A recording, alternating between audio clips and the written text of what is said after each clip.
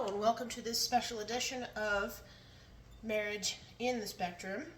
I am Lydia and I am the wife of Vale and Quill, who does a lot of the Godzilla Kaiju Madness videos. And the reason why it's a special edition is because today I am wearing my Halloween costume, and it is also Godzilla Day, one of my husband's favorite non-traditional holidays. And so the reason why I wanted to do this today is because I felt it was time for me to add my own commentary on the Godzilla universe. You always get to hear my husband's opinions, but now it's time to hear mine. So on this special day of Godzilla's birthday, I wanted to talk about my favorite Godzilla and why, but also what that means to my husband and my relationship. But before that, I want to disclose that yes, I am cooking my dinner while I'm doing this, because staring in front of a camera and talking just doesn't work for me. So, let's begin. My favorite Godzilla is going to be Godzilla 1998. Now, before everybody starts yelling at me and telling me, oh my god, that's not really Godzilla, I'm fully aware. My husband and I have had a lot of really good conversations as to why that Godzilla is not really a Godzilla. But in retrospect, it does have the name. Toho gave permissions, but then Toho also made a lovely jab at their own creature, allowing the permissions for such a name. So now we'll just call him Zilla moving forward. The reason why Zilla is my favorite is because it was what introduced me to the franchise in the first place. So Godzilla 98 came out when I was about 8 years old. And it was also my first movie in theaters. It was my first movie to be introduced to the Kaiju universe.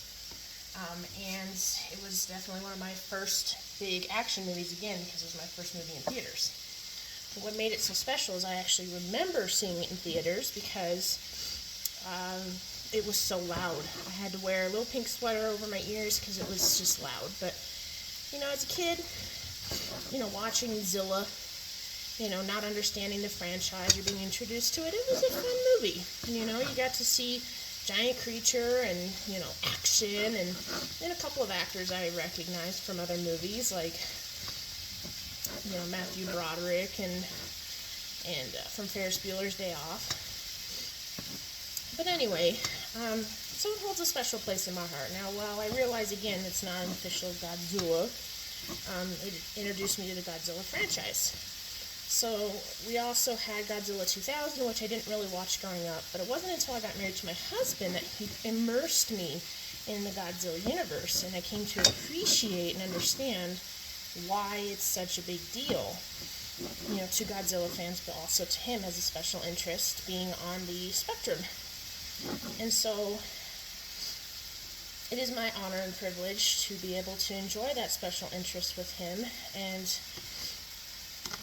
from time to time, just pop in a movie and watch it and kind of study it, but also, especially some of the older ones, you get to kind of make dibs on what the heck's going on and why they made that action, and some of them are meant to be a little silly, made for kids. But anyway, so, yeah, I just wanted to give my 2 cents on that, and also acknowledge and thank those that support my husband's channel. It really has helped his confidence, and it has helped him with, being able to talk about his interests and actually making some online friends. So thank you for those of you that have done that. And I will stop boring you with my rambling. But in the meantime, I hope you have a wonderful Godzilla Day. And if you are interested in more autism spectrum stuff, follow me for more. Thanks.